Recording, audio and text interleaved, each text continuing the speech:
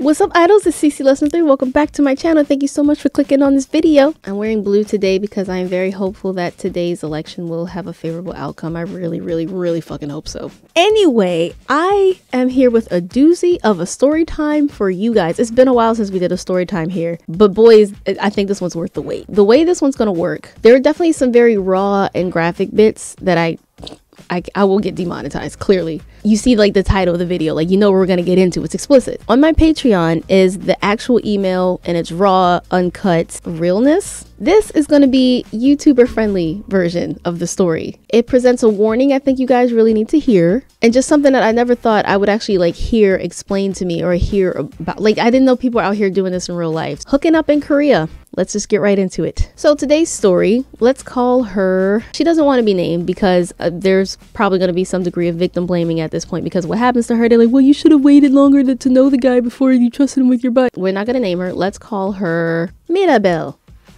It's been a while since we used her, and I love We Don't Talk About Bruno. So Mirabel decided to go to South Korea for a trip. She says she knew that 2 weeks would be too short. She didn't think a month would be long enough, so she went for 6 weeks. She opens this email, you know, like, hey, so we hear a lot about how Korea is very desperate to get people to have babies again. They're trying so much to get people to reproduce, but what this guy did, she's like, this is beyond me. Her first day in Korea, she had all these plans, like, okay, so I'm gonna go shopping, I'm gonna go to the clubs, I'm gonna meet some people, eat some amazing food.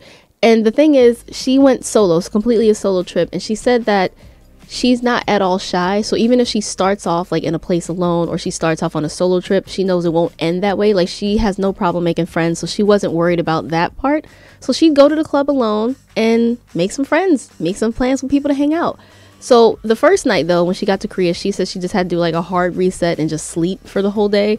She was in an Airbnb by herself. She booked the whole place out. She didn't want to have like any roommate situations or like have to tiptoe in and wake somebody up, or if she wanted to bring a guy back, she didn't want that to be an issue. So Airbnb, solo, private, so she can have fun in Korea, uncensored and uninterrupted. For like her first week in Korea, she went out to the club like every night, but it was on a Thursday night in particular that she met this boy. She slept with some young boy. Let's just call this boy Suregi because he's trash. No, I'm kidding. We should give him like a proper name. Let's call him Park. Sure, Park. So Thursday night, she goes to the club. She meets Park. She goes alone because she came to Korea alone. And he was sitting there by himself. And she's like, I wonder why he's sitting here by himself. So she goes up to him and just sparks up some conversation. She's fully aware that she's only in Korea for 6 weeks, 5 weeks at this point left. And she said, like, look, if I see something, I gotta go get it. I gotta go get it. I gotta go get it. I gotta go get it. I gotta go get it. I gotta go get it. I gotta go get it. So she goes up to him, asks him why he's sitting alone. He's like, oh, well, I'm not alone. I don't know where my friends went. And he asked her why she's alone. She's like, oh, I'm on a solo trip to Korea. She decided to just offer him a shot. She's like, you want this? And at first, he didn't realize that she was talking to him. So he's like, Choyo, like me? So they take shots together. And this is when the conversation starts. So when she described him, she said he had his hair like parted down the middle and it was kind of like shaggy and curly. She assumes it was a perm because it was curly. She thought his haircut was really cute. She said he was a little bit taller than her. He was definitely very buff because his shirt was a little too tight and you could see like the outlines of his chesticles. She said he was definitely younger than her and he wore gray contact lenses. And she said it's funny because the more he drank, the more his eyes went away. You know, like, you know, people do like eye smiles and like they get really happy and their eyes get smaller when they laugh. So I'm assuming that's what she meant. So she said he became very giggly after he like took the shot from her. He's like, like he was just kind of dorky and giggly. And she had to ask him like, why didn't you think I was talking to you? And he's like, oh, well, women don't really talk to me like that. And she had to ask why. She's like, wait, but you're so cute. What do you mean they don't talk to you? And he's like, uh-oh. So clearly there's a little flirtation going on in the club right now. In the club, we all fam. He turned so red. Like, she had only seen people turn that red in cartoons. She didn't know people could turn that red and blush that hard in real life. So she knew, like, I think he liked me. They went back to the topic of being like alone in the club. Like, again, he lost his friends. She's here alone because she's on a solo trip. So then he says, oh, like, you're very brave to come to Korea all by yourself, especially being a woman. And he's like, don't worry, I can protect you for the night. So she's like, oh, you're only gonna protect me for this one night? Like, what about the rest of my trip? This is when he went from like this fumbling dork to sort of like a Riz guy. Like, suddenly he was all smooth. And then she said this was the first like instance of him becoming daddy. I think daddy means different things to everybody, but to her, it meant someone who's like rizzy and more dominating. He said, oh, well, how long do you want my protection? And she said he looked her right in the eye as he said that. As he's making this eye contact with her, suddenly he's a lot more serious and it's intimidating, but not like in a I'm scared way, more like she was impressed, like, wow, sexy, okay, I'm getting a vibe here. So then she says, it depends on what kind of protection you're offering. And then he said, whatever protection you want.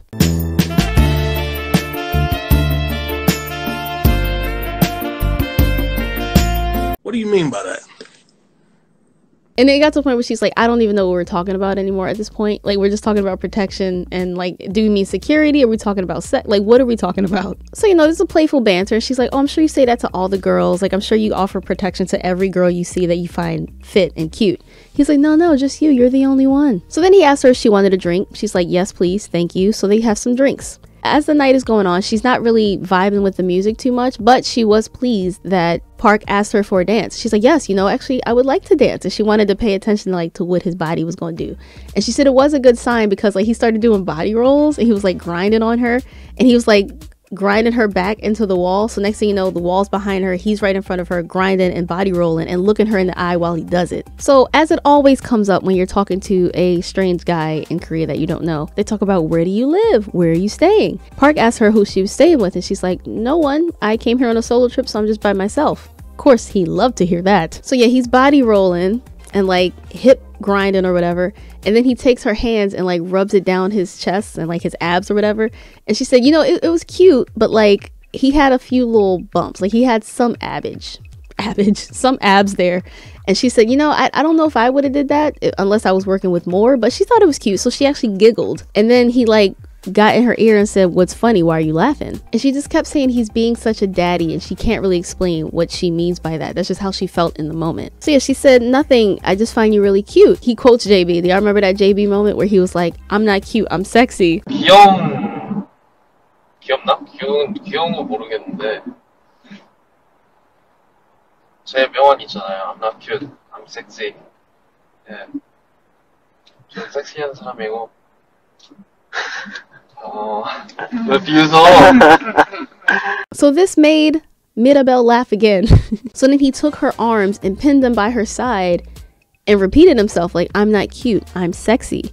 And she said this time she wasn't laughing, and because this moment was so tense, before she knew it, she was kissing him. She just went for it, and then he kind of pulled back and she said she felt embarrassed, but then he did like this little smirk and kissed her again, but this time he like grabbed her head and like pulled her in, and next thing you know, they're making out in the club.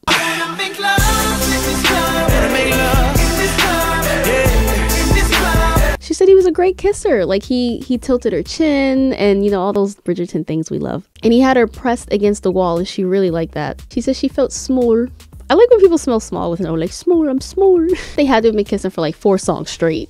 So it was just them two, nobody else existed. It was one-on-one in the club. So it's getting to the point where she's like, so you trying to leave with me? Like, you have to come with me because you said you're going to protect me. I need your protection. But at this point, he completely forgot about all that banter they had earlier about like, oh, I could offer you my protection. Oh, you're brave. I'm going to protect you for the night. He was like, what? Protection? He completely forgot. Homie's drunk or something. I don't know. So when they compared whose place was closer, they realized that he was actually only like a 15-minute walk from where they were. So they decided to go to his place. She said she can't explain it any other way other than they just wanted each other ASAP. ASAP, baby. Hurry up, don't say maybe. They arrived to his apartment, and no sooner than them taking their shoes off at the door, they're undressing each other, they're making out, they're not even talking anymore, no words needed. Before she knows it, they're naked on his bed, and he's like about to enter, requesting clearance. I don't know how else to say this on YouTube. But she had to stop him because she's like, wait, there's no raincoat. Yeah, we're gonna use raincoat. He's like, raincoat? Obviously they're saying the actual word, but I'm on YouTube, so I'm gonna say raincoat. He's like, raincoat? I don't understand. What is raincoat? She's like, you know, no disease, no baby. A raincoat prevents all of that. She found that incredibly hilarious because all this talk of protection in the club, and he didn't actually plan to use protection with her. What are you talking about?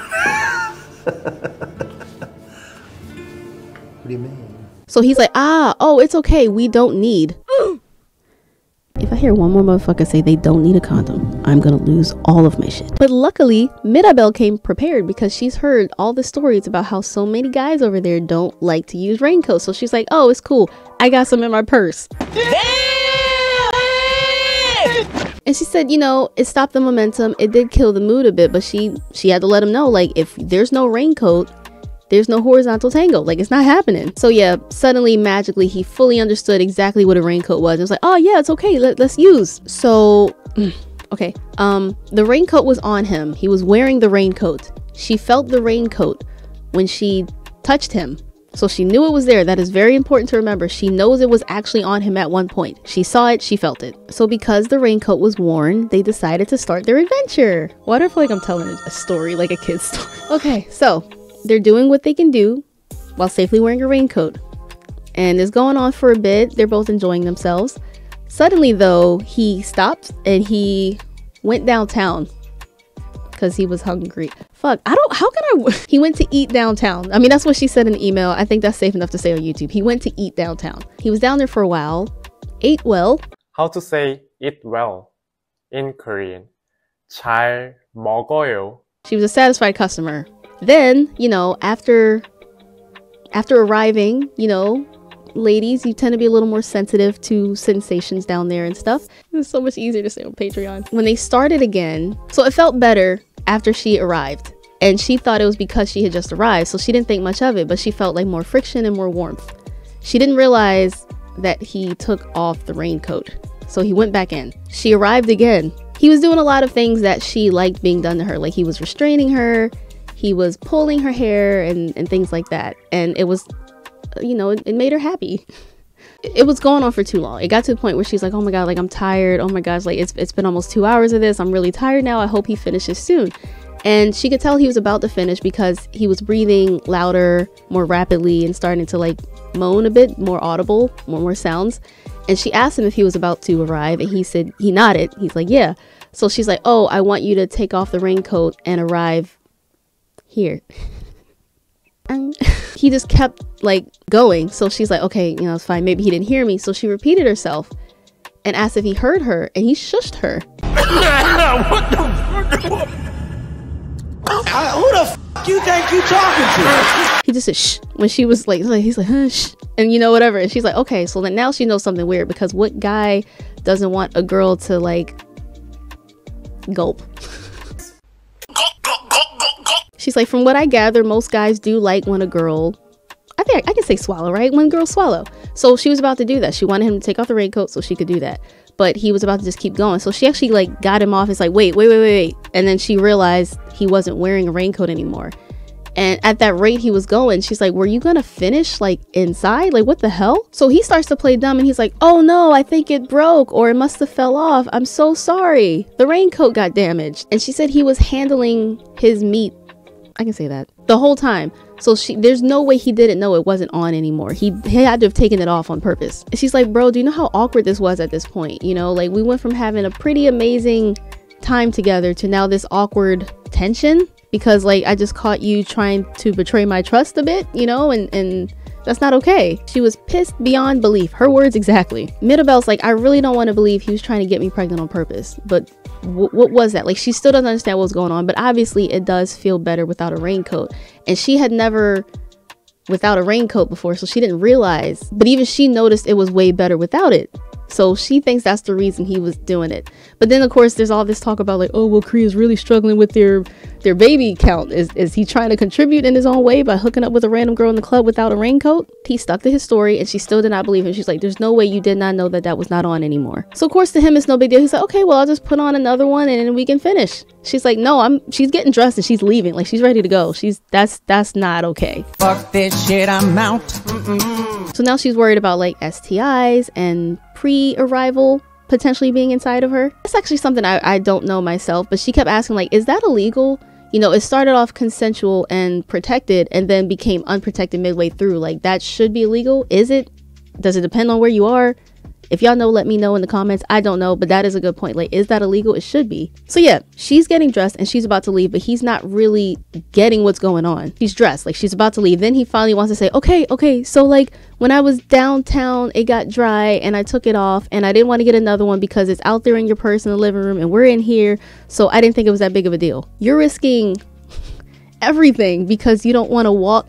Korean apartments are small, okay? You don't want to walk right over there to the living room to get it. Like, really? That's the excuse you're going with? It's like he thought, okay, well, if I tell her the truth, then she'll stay and like let me finish. And she's like, I'm still leaving. Like, I'm glad you got that off your chest, but I'm still leaving. He refused to accept the fact that she was leaving. At first, he's like, oh, it's okay. I don't have disease. I'm clean. And then when she's like, well, I'm not trying to be a mom, he says, baby is good. It's not so bad.